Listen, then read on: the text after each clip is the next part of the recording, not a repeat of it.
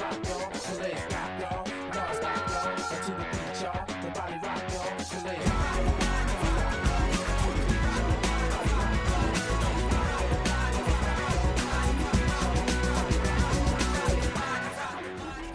A recente visita do Papa Francisco a Fátima deu origem a muitas reportagens sobre os milhares de peregrinos que se deslocaram ao santuário, vindos de todos os locais do país e mesmo do mundo. Como sempre, a Associação Portuguesa de Podologia também se fez à estrada para tratar dos pés dos peregrinos. Uma caminhada, como é o exemplo, a recente peregrinação ao Santuário de Fátima, é um acontecimento que exige preparação e cautela graças ao esforço exigido nos quilómetros percorridos. Um dos maiores desafios que os pés dos peregrinos enfrentam não são apenas os quilómetros, mas também a sobrecarga de longas caminhadas que causam repetidos microtraumatismos que acabam por manifestar-se nas mais variadas maneiras, como são as dores, fadiga, bolhas, edemas, entorses, rupturas de ligamento, queimaduras e ainda a impossibilidade de marcha. Assim sendo, deve-se ter um cuidado com o tipo de calçado, tendo este que permitir a transpiração e a respiração do pé. As meias devem ser de fibras naturais e sem costura, nunca devendo o peregrino caminhar na hora do calor. Está com o Saúde em Jogo na Bola TV e, como já percebeu certamente, que hoje vamos falar sobre o pé e a necessidade de lhe dar a atenção que ele merece, porque ao cuidar dos pés, estamos também a cuidar da nossa saúde. Comigo está Manuela Azevedo Portela, Presidente da Associação Portuguesa de Podologia, a quem agradeço mais uma vez por estar comigo, doutor. É um gosto tê-lo cá. Este ano, esta peregrinação deu origem, com certeza, a mais trabalho por parte da Associação, uma vez que os peregrinos foram em maior quantidade, não é verdade? É verdade. A Associação tem-se associado a esta peregrinação com uma peregrinação também da própria Associação e dos seus voluntários. É o 14º ano consecutivo que fazemos este apoio. E este ano, de uma forma particular, porque as solicitações eram muitas e, portanto, percebemos que também teríamos de adequar os meios necessários ao número de peregrinos. E, na verdade, existiram mais peregrinos do que os anos anteriores, peregrinos que fizeram os caminhos para Fátima, e estes peregrinos têm algumas particularidades, em que caminham durante o dia, durante muitas horas, e, na verdade, os pés são aqueles que, durante a peregrinação, normalmente mais sofrem. E muitas vezes não estando habituados sequer a andar grandes Sim, distâncias, porque, não é? na verdade, eles nem sempre, o peregrino, muitas vezes não tem, do ponto de vista de preparação física, não tem os pés devidamente tratados e cuidados para poder fazer este esforço durante um período de tempo muito curto e durante muitas horas seguidas. Muitas horas. E essa educação é fundamental, o tipo de calçado que devem utilizar é fundamental, a forma como caminham e por onde caminham também é determinante. Mas é curioso que temos percebido que nestes últimos anos, de facto, o comportamento e o conhecimento também têm mudado. Como? Em que Percebemos aspectos? que o cuidado que os peregrinos hoje têm, principalmente peregrinos mais jovens, que já adequam os equipamentos à própria caminhada ou à própria peregrinação. Claro. Com Os o mais tipo de jovens, roupa, não é? Os mais jovens, principalmente. Com o tipo de roupa, com os coletes refletores do ponto de vista de segurança, com o tipo de calçado mais ajustado, com os cuidados pré-caminhada e, portanto, isto também ajuda a minimizar muitas vezes o aparecimento das lesões. Não foi um trabalho mais difícil que vocês tiveram ou foi mais desgastante e menos difícil? Talvez um trabalho... É sempre um trabalho muito gratificante, porque, como sabem, este é um trabalho que é um trabalho de voluntariado, que a Associação faz. Nós temos cerca de 50 voluntários no terreno durante estes 6, 7, 8 dias. E que vão fazendo este tipo de apoio. De facto, é um apoio muito gratificante. Tivemos um maior número de peregrinos do que, de facto, nos anos anteriores. Tem noção do número, não? E nós temos cerca de 2.000 cuidados que prestamos durante estes 7 dias consecutivos. Para 50 pessoas é muito trabalho. É muito trabalho, de facto, mas como dizia, é gratificante quando nós percebemos que, de facto, o peregrino, quando chega à unidade, nós temos uma unidade, ela é colocada num caminhão perfeitamente adequado, do ponto de vista de materiais, equipamentos, com esterilização, portanto, com quase uma unidade clínica móvel, que nós montamos, de facto, para prestar um serviço diferenciado e um serviço de qualidade pela podologia. E é gratificante quando nós percebemos que o peregrino, muitas vezes, quando sobe para a unidade, com imensas dificuldades do ponto de vista do locomotor, e quando saem com um sorriso, saem com outra disponibilidade para fazerem mais 10 ou mais 20 ou mais 30 km, e isso é muito gratificante. O que é que fazem nessa carrinha? Essa carrinha está equipada de que maneira para dar que género de apoios? Esta é um caminhão-tiro mesmo, perfeitamente climatizado, e tem várias cadeiras de podologia, tem diferentes marquesas, tem todos os tipos de materiais de tratamento imediato, porque são muitas as lesões que aparecem. São muitas, não é? Desde as chamadas bolhas, as flictenas, que é um descolamento da pele pelo esforço e pelo atrito que é provocado pelo calçado ou pelo traumatismo, às entorses, pelos declives de terreno e muitas vezes pelo calçado desajustado, às roturas de ligamentos, às queimaduras, lesões de esforço, e portanto de facto são muitos os traumatismos que acontecem. E portanto nós tentamos fazer é de alguma forma dar estabilidade àquele pé, dar-lhe conforto, evitar e aproveitar o momento também para fazer alguma educação ao peregrino, que é muito importante.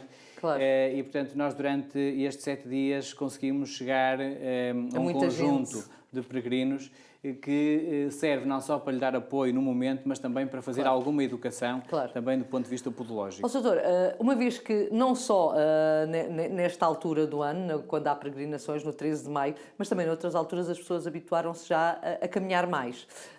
Isto poderá servir até para aqueles que querem fazer grandes caminhadas sem estarem ligados, de facto, à questão da peregrinação e à questão religiosa. Que tipo de sapato é adequado para este género de caminhadas? Porque muitas vezes nós vemos até pessoas com havaianas a fazerem este género de caminhadas, não é? E se calhar não é o mais adequado. Não, de facto, ainda bem hoje que nós assistimos a um crescente da atividade desportiva, porque de facto o desporto hoje e a alimentação, cuidado, são os melhores tratamentos, os melhores cuidados do ponto de vista preventivo que nós podemos ter nas diferentes patologias, nas diferentes epidemias, como a diabetes e a obesidade e outras assim. Sim.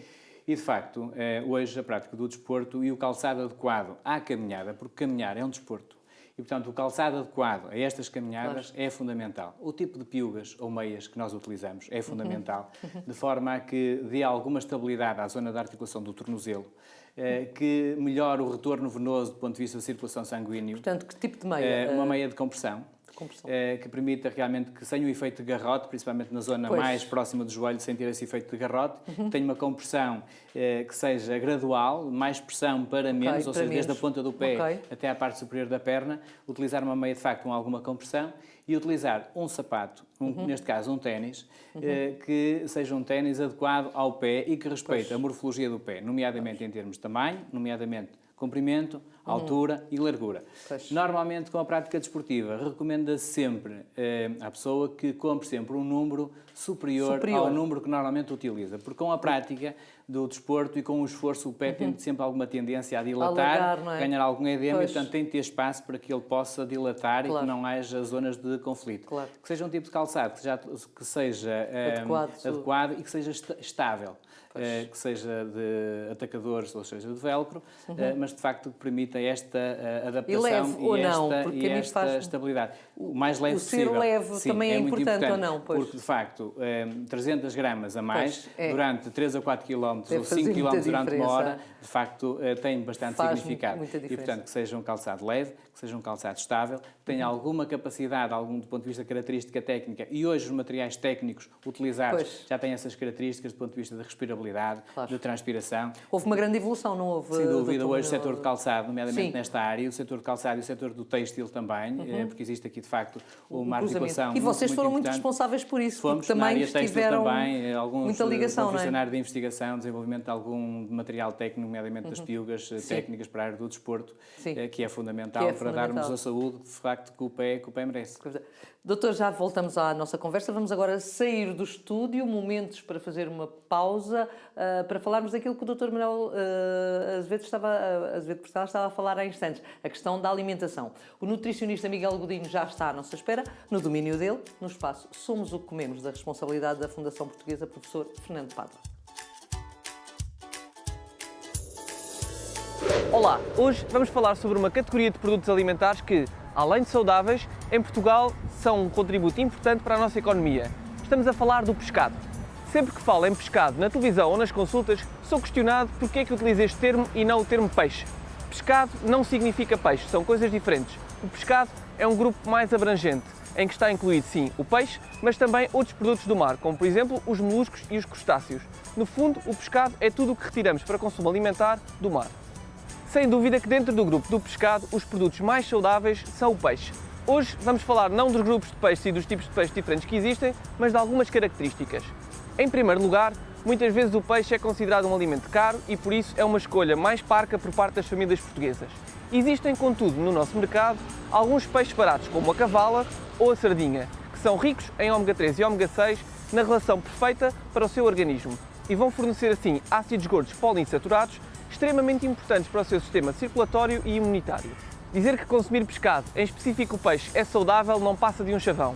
O peixe tem características nutricionais muito aliciantes, contudo, a confecção pode degradar altamente o valor nutricional destes alimentos. Por isso, opte por métodos de confecção mais saudáveis. Grelhados e cozidos certamente serão saudáveis, mas também estofados e assados no forno podem ser desde que o teor de gordura e de sal seja baixo. Até para a semana! Miguel Godinho, sempre com bons conselhos sobre alimentação saudável. Aqui no estúdio estou a conversar sobre a saúde dos pés com Manuel Portela, presidente da Associação Portuguesa de Podologia. Doutor, vamos agora saber como é que está a associação. A associação tem feito um percurso durante este período em que o senhor tem estado à frente, de facto gratificante, porque tem crescido constantemente. Qual é o ponto da situação neste momento? Neste momento, a Associação Portuguesa de Podologia atingiu uma maturidade com os seus 18 anos de existência. Portanto, é um marco também para a classe profissional. Na verdade, a Associação Portuguesa de Podologia, quando aparece com a necessidade de agrupar um conjunto de pessoas recém-licenciadas à altura, que se tinham licenciado numa área da saúde muito recente, muito jovem, muito nova em Portugal, que era a podologia. E, na verdade, existia a necessidade de se criar um conjunto de regras, de regulamentação, de normas para o exercício da profissão e para a integração desta mesma profissão no serviço de podologia a nível público e a nível privado. E foram, de facto, alguns anos que, com a colaboração de todos os podologistas, como eu dizia, que a podologia de facto seria aquilo que os podologistas efetivamente quisessem que a podologia fosse. Não dependeria só da vontade da própria direção e dos órgãos sociais que eu represento, enquanto presidente da associação, mas do conjunto de profissionais que estavam no terreno, que abriram os seus próprios consultórios e que começaram a dinamizar a podologia. Portanto, a responsabilidade aqui, de facto, é de todos. É de todos. Mas foi muito importante e foi determinante em 2014, pela Lei 65, 2014, de 28 de agosto, que nós assistimos à regulamentação do exercício da profissão de podologia. Foi uma luta. E, de facto, foi importante. Foi durante alguns anos em que houve a necessidade da demonstração, de facto, de utilidade pública desta nova profissão, que veio contribuir em muito para muitas áreas, desde a área da podologia infantil, a área clínica, de diabetes, do desporto, e que tem contribuído, de facto, para a melhoria da qualidade de vida da população portuguesa.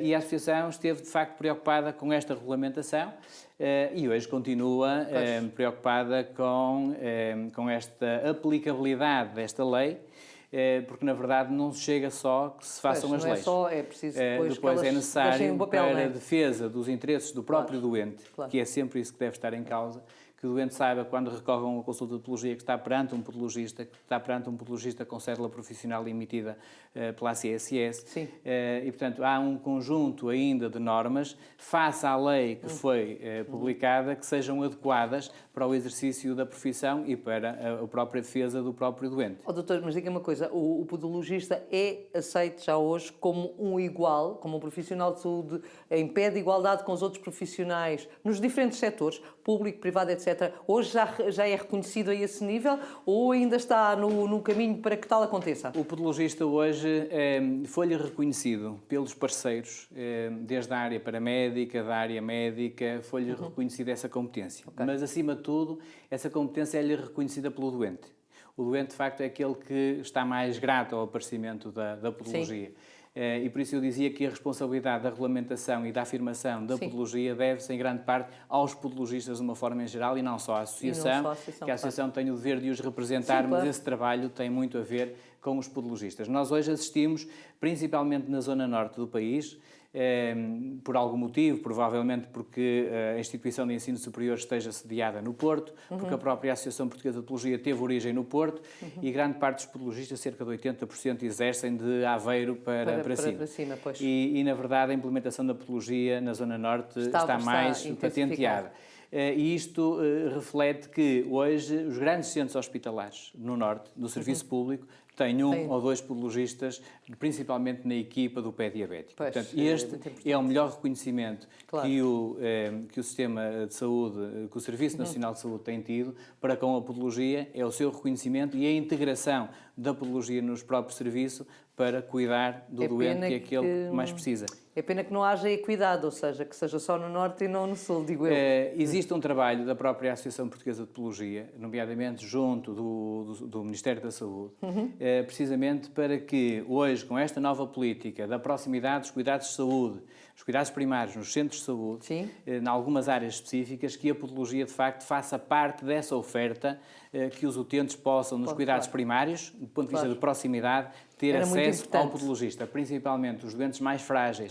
Estamos a falar dos doentes idosos, portanto, doentes geriátricos e do doente do pé de risco, que é o doente com pé diabético, e que a intervenção precoce no pé diabético, de certeza absoluta que evita uma amputação. E hoje as amputações ainda são uma catástrofe ainda no nosso país. Ainda acontecem. Não me está a querer dizer outra coisa que estão aí a tratar, mas eu vou puxar por si para que me diga. Estão em negociações para que, de facto, a associação deixe de ser associação, não sei se deixa, se fica ligada, mas que passe a existir uma ordem dos podologistas. O nosso sistema não está preparado ainda para que a criação de uma nova profissão. É importante que exista um conhecimento de base de como é que atua o podologista, quais são os métodos de intervenção, quais são os equipamentos necessários, quais são as condições do ponto de vista clínico, que tipo de doentes é que normalmente recorrem à podologia e, portanto, quem hoje tem essa grande responsabilidade é o próprio Ministério, que delega na Administração Central dos Sistemas de Saúde, na ACSS. Quem faz a emissão das cédulas profissionais, etc. Nós hoje ainda assistimos, em Portugal, infelizmente, uma prática de podologia por profissionais não credenciados, sem cédula profissional, sem ter portadores de uma licenciatura. É mau para os doentes e é mau para vocês. É mau principalmente para os doentes, porque muitas vezes recorrem a alguém que se intitula como podologista e, na verdade, não é. E muitas outras situações. O que nós verificamos é que o Estado não tem tido esta capacidade de aplicar uma lei que ele próprio regulou e a Assembleia da República promulgou e, portanto, não tem tido esta capacidade de vigilância, de proximidade, de regulamentação.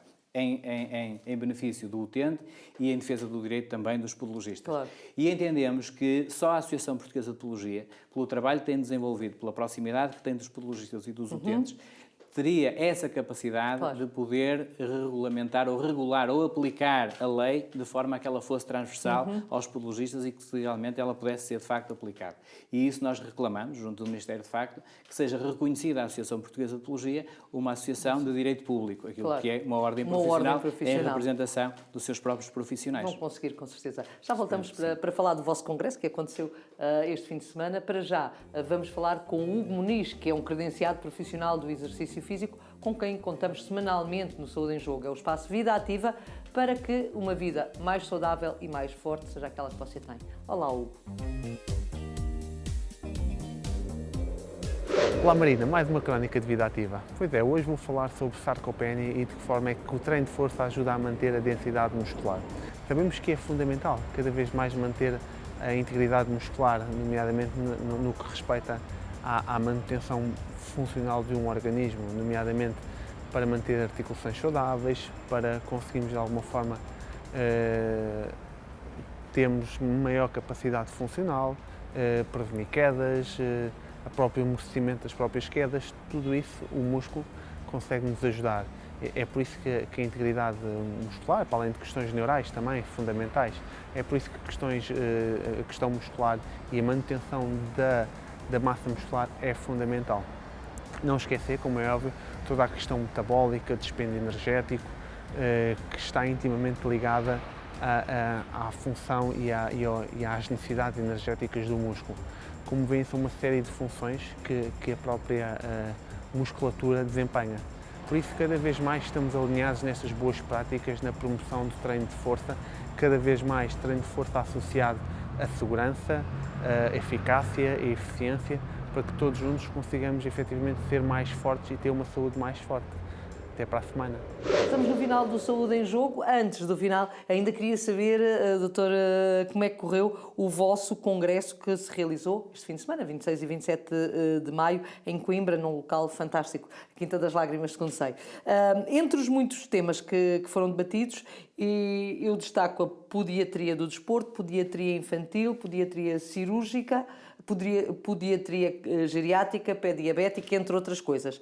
O que é isto da podiatria? Será uma pergunta que temos estado a falar de podologia e de repente estou a dar aqui outro termo. O que é que significa podiatria? Podiatria e podologia têm exatamente o mesmo significado. Okay. Nós adotamos a terminologia podiatria e associamos mais uma outra palavra que são as especialidades da área da podologia. Portanto, podologia se refere de facto à especialidade e à podologia de uma forma mais genérica e transversal, e depois temos 4 áreas de especialização: podiatria infantil, podiatria de desporto, podiatria geriátrica e podiatria ou pé de risco. Está explicado. Como é que correu o congresso? O congresso foi um congresso que reúne um conjunto de especialistas de diferentes áreas de conhecimento, sim, desde a área da podologia, de uma forma mais hipertrofiada, e por isso o congresso de podologia, a área médica, a área da fisioterapia, a área da fisiatria, a área da motricidade, a área da biomecânica, e eu destacaria aqui, provavelmente, a discussão em torno daquilo que é o pé hoje do desporto. Pois. Não só por aquilo que já falamos, mais do ponto de vista amador. Que é mais uma novidade. Não é uma novidade, porque, mas, portanto, foi algo que foi trazido de novo para aqui. É verdade, porque hoje penso que todos, à volta do desporto, desde as equipes mais bem preparadas, do ponto de vista clínico, desde a área do futebol, ao basquetebol, ao vôlei, etc., mas também no ponto de vista amador, é determinante que o pé esteja em perfeitas condições. E não é novidade nenhuma, não é isso que o Congresso nos dá, mas é importante alertarmos de que o pé faz parte de um conjunto, de um todo, que é o nosso organismo, e, portanto, tem de estar a funcionar em perfeita sintonia. E hoje, quando nós temos, por exemplo, um ciclista, que foi um dos temas abordados, dos temas do Congresso, o ciclista em que tem determinado tipo de lesões, muitas vezes a nível do joelho, muitas vezes tem a ver com a forma como coloca o pé no patim da bicicleta. Assim como quando nós temos, por exemplo, um tenista em que começa a sofrer de algum tipo de lesões, muitas vezes a nível do ombro, tem a ver com um problema de postura. Também. Um problema de postura que muitas vezes tem origem na base de apoio que é o pé. E, portanto, o pé não pode ser visto como uma entidade isolada e uma entidade única. Não pode ser vista assim pelo podologista e não pode ser vista assim pelo médico de medicina desportiva quando avalia o atleta, porque tem de haver uma interligação entre todo este sistema musculoesquelético e sistema locomotor.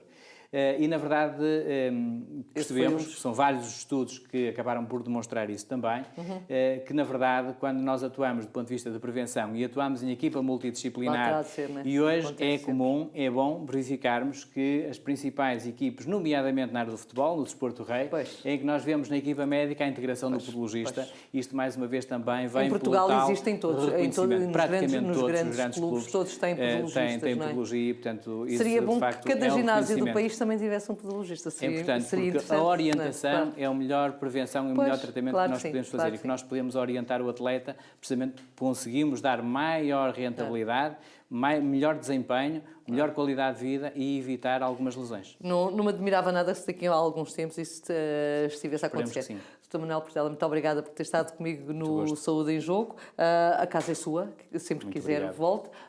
E assim também agradeço-lhe por ter estado connosco. Já sabe que eu volto para a semana porque é a sua saúde que está em jogo. Até lá.